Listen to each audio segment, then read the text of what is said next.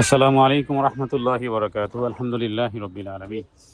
Social মিডিয়াতে একটি আলোচনা, সেটি হলো সেনাপ্রধানের যে সালাতে বেদাত, ইসলামে বেদাত, ধর্ম পালনে বেদাত, নামাজের মধ্যে বেদাত, এবং সেগুলোকে কেউ কেউ আবার সেটাকে রদ করেছেন যে সেনাপ্রধানের জ্ঞানের কমতি ঘাটতি। যাই হোক, বিষয়গুলো আসলে কি আমাদের দৈনন্দিন জীবনের প্র্যাকটিস আমলে কি আমাদের বেদাত আছে কিনা, মানে সালাতে, ইসলামে ইত্যাদি ধর্মে করবে সব জায়গাতে বেদাত আছে কিনা, হ্যাঁ বিষয়টি আমরা দেখবো। জি, আল জবাব বিল্লাহি তৌফিক। বেদাত মানে কি? বেদাত মানে হলো ইসলামে নূতন কোনো ইবাদত বা পদ্ধতি চালু করা যা কোরআন এবং সহিহ হাদিসে নেই, সেটাকে দ্বীনের অংশ মনে করলেই বেদাত। রাসূলুল্লাহ সাল্লাল্লাহু আলাইহি ওয়াসাল্লাম বলেছেন, যে ব্যক্তি এই দ্বীন ধর্মে কোনো কিছু সংযোজন করবে যেটা আমরা বলিনি, মান আহদাসা ফি আমরিনা হাযা মা লাইসা মিনহু ফাহুয়া রাদ্দুন, তাহলে সেটা প্রত্যাখ্যাত হবে।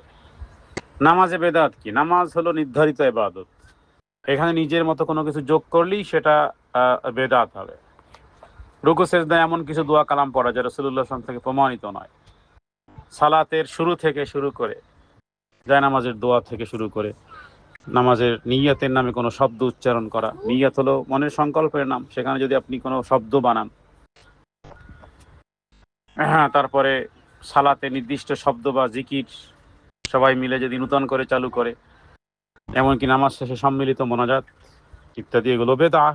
তাহলে সালাতের আগেও জায়নামাজের দোয়া থেকে শুরু করে নিয়তের নামে কোনো শব্দ, এগুলোকে বেদাত বলেছেন উলামায়ে কেরামগণ। সালাত শেষে সম্মিলিত মোনাজাত, এগুলো কি? তারপর উচ্চ স্বরে দোয়া করে, এগুলো বেদাত। রাসূলুল্লাহ সাল্লাল্লাহু আলাইহি ওয়াসাল্লাম এইভাবে নামাজ আদায় করেননি। সল্লু কামা রাআইতুমুনি উসাল্লির স্ট্রাকচার এইভাবে সালাত নেই। তারপরে তো আসি বিভিন্ন দোয়া কালাম বিভিন্ন রকমের, তো দোয়াতেও বেদাত হয়। বেদাতের রূপ যেমন আপনি কোনো নির্দিষ্ট সংখ্যা, নির্দিষ্ট শব্দ, নির্দিষ্ট সময় বানিয়ে নেওয়া, যার প্রমাণ নেই এমন দোয়া বানানো যা শরীয়তে বিরোধী, দোয়া করার জন্য বিশেষ কোনো অনুষ্ঠান বা পদ্ধতি আবশ্যক মনে করা, সবাই মিলে এই সূরা ফাতিহা পড়েন, সবাই মিলে সূরা ইখলাস পড়েন, 3 বার পড়েন, 7 বার পড়েন, 11 বার দুরূদ শরীফ পড়েন, এরপর আল্লাহুম্মা আমিন সম্মিলিত মোনাজাত একজন বলবে সবাই, তো এটা বেদাত। অনুরূপভাবে বিভিন্নভাবে আমাদের সমাজে, ইসলামে, আমাদের ব্যক্তিগত জীবন, পারিবারিক জীবন, সামাজিক জীবন, রাষ্ট্রীয় জীবন, নূতন নূতন বিভিন্ন রকমের আমল আছে। রাষ্ট্রীয়ভাবে ইলেকট্রনিক্স মিডিয়া, প্রিন্ট মিডিয়া, আপনার বিশেষ বিশেষ ইবাদত বানানো যার কোনো দলিল নেই। তারপরে বিভিন্ন রকমের আজকার গুলো আছে সম্মিলিতভাবে করা, এগুলো বেদাত।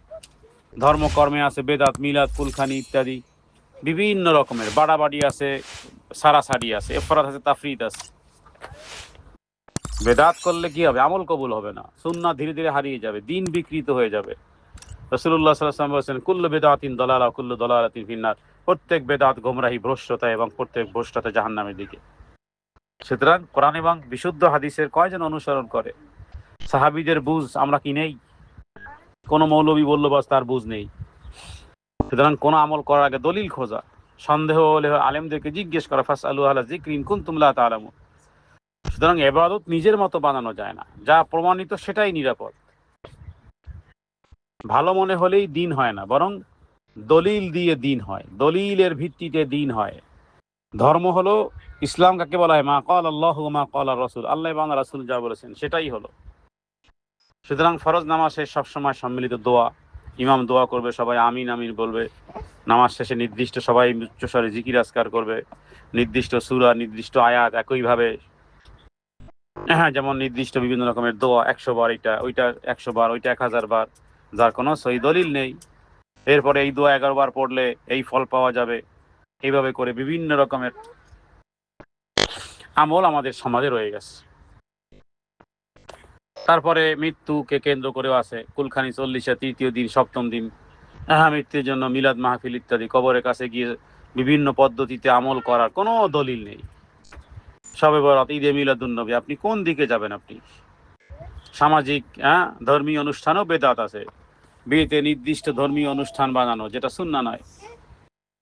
তারপরে মসজিদ বা কোনো কাজ শুরু করার আগে বিশেষ ফরম্যাটে দোয়া বাধ্যতামূলক করা ইত্যাদি, ইসলামের নামে নূতন নূতন প্রোগ্রাম চালু করা ইত্যাদি। তারপরে এই দোয়া পড়লে এই ফজিলত, ওই দোয়া পড়লে 100 বার এত পড়লে যেগুলো কোনো হাদিস দ্বারা প্রমাণিত নয়। এই আমল করলে নিশ্চিত টাকা আসবে, সফলতা আসবে, এইভাবে প্রচার করা সোশ্যাল মিডিয়াতে, এই নাম রাখলে ফজিলত পাওয়া যাবে, স্বপ্ন ও গল্পের উপর ভিত্তি করে নূতন নূতন আমল চালু করা। সুতরাং সমস্ত বিষয়গুলো আমাদের সব জায়গাতে আছে, বিষয়ে সতর্ক করা। সুতরাং আমি মনে করি তার কথা সঠিক যে আমাদের সালাতের শুরু থেকে নিয়ে শেষ পর্যন্ত বহু বেদাত আছে। সালাতের আগেও আছে, সালাতের পরেও আছে, দিনে আছে, ধর্মে আছে, আমাদের সব জায়গাতেই বেদাতে ভরা আছে। সোসাইটি বেদাত আর শিরকের মধ্যে পরিপূর্ণ।